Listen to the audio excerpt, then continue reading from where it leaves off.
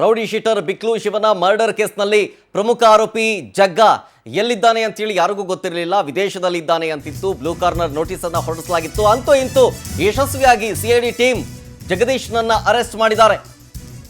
ದುಬೈನಿಂದ ಡೆಲ್ಲಿಗೆ ಬಂದಿದ್ದಾಗ ಲಾಕ್ ಆಗಿದ್ದಾನೆ A1 ಜಗ್ಗ. ಸದ್ಯ A1 ಜಗ್ಗನನ್ನ ಸಿಐಡಿ ಕಚೇರಿಗೆ ಅಧಿಕಾರಿಗಳು ಕರ್ಕೊಂಡು ಬಂದಿದ್ದಾರೆ. ಬಿಕ್ಲು ಶಿವನ ಮರ್ಡರ್ ಕೇಸ್ನ ದಿನವೇ ಅಂದರೆ ಕೊಲೆಯಾದ ದಿನವೇ ವಿದೇಶಕ್ಕೆ ಎಸ್ಕೇಪ್ ಆಗಿಬಿಟ್ಟಿರ್ತಾನೆ ಜಗ್ಗ. ಸುಮಾರು 42 ದಿನಗಳಿಂದ ತಲೆಮರೆಸ್ಕೊಂಡಿದ್ದ ಖತರ್ನಾಕ್ ಜಗ್ಗ ಅಂತೂ ಇಂತೂ ಲಾಕ್ ಆದ. ಕೊಲೆಯಾದ ಬಳಿಕ ವಿದೇಶಕ್ಕೆ ಎಸ್ಕೇಪ್ ಆಗಿದ್ದ ಜಗ್ಗನನ್ನ ಹಂಗೋ ಹಿಂಗೋ ಕರೆತಂದಿದ್ದಾರೆ. ಈಗ ಭಾರತೀನಗರ ಠಾಣೆಯಿಂದ ಸಿಐಡಿಗೆ ಈ ಕೇಸನ್ನ ವರ್ಗಾವಣೆ ಮಾಡಲಾಗಿತ್ತು. ದುಬೈ ಅಂತೆ, ಥೈಲ್ಯಾಂಡ್ ಅಂತೆ, ಇಂಡೋನೇಷ್ಯಾದಲ್ಲಂತೆ ಅಲ್ಲಿ ತಲೆಮರೆಸ್ಕೊಂಡಿದ್ದಾನೆ ಅಂತ. KR ಪುರ ಶಾಸಕ ಭೈರತಿ ಬಸವರಾಜ್ ಅವರ ಆಪ್ತ ಈ ಜಗ್ಗ. ಭೈರತಿ ಬಸವರಾಜ್ ಅವರು ಯಾವುದೇ ಕಾರ್ಯಕ್ರಮಕ್ಕೆ ಹೋದ್ರು, ಯಾವುದೇ ವೇದಿಕೆಯಲ್ಲಿದ್ದರೂ ಕೂಡ ಇದೇ ಜಗ್ಗ ಕಾಣಿಸ್ಕೊಳ್ತಾ ಇದ್ದ. ಅದಕ್ಕೆ ಸಂಬಂಧಪಟ್ಟಂತ ಫೋಟೋಸ್ಗಳನ್ನ ಗಮನಿಸ್ತಾ ಇದ್ದೀರಿ.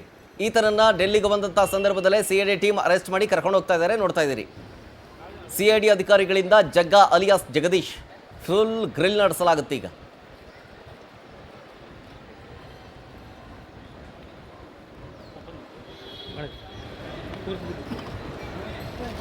ನೋಡಿ, ಅವತ್ತು ಎಂದಿನಂತೆ ರಾತ್ರಿ ಊಟ ಮಾಡಿದ ನಂತರ ಹೊರಗಡೆ ಇಬ್ಬರು ಹುಡುಗರ ಜೊತೆ ಮಾತಾಡ್ತಾ ನಿಂತ್ಕೊಂಡಿದ್ದ ಬಿಕ್ಲು ಶಿವ. ಜಮೀನು ವಿಚಾರಕ್ಕೆ ಅಂದರೆ ಜಾಗದ ವಿಚಾರಕ್ಕೆ ಸಂಬಂಧಪಟ್ಟಂಥ ಗಲಾಟೆ ಅಂತ ಹೇಳಲಾಗ್ತಾ ಇದೆ ಮೇಲ್ನೋಟಕ್ಕೆ, ಬಟ್ ನಾಟ್ ಎಟ್ ಕನ್ಫರ್ಮ್.